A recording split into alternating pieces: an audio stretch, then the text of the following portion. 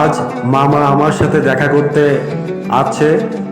কেউ কেউ জীবনে বিপদে ফেলে দেয়, আবার কেউ কেউ বিপদ থেকে মুক্ত দিতে পাগলের মতো ছুটে আসে। এইসব মানুষদের সত্যি কলিজার ভেতরে রাখা উচিত। আজগর মামার জন্য আমি লুলু মার্কেটের সামনে অপেক্ষা করছিলাম।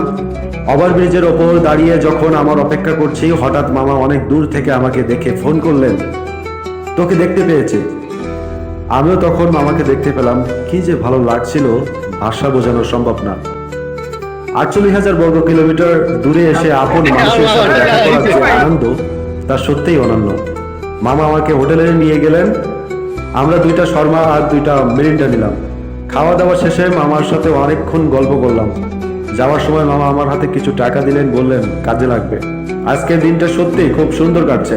মনে হলো পৃথিবীতে যত ঝামেলাই থাকুক না কেন, আপন মানুষের একটা হাসি সবকিছু বলে দেয়।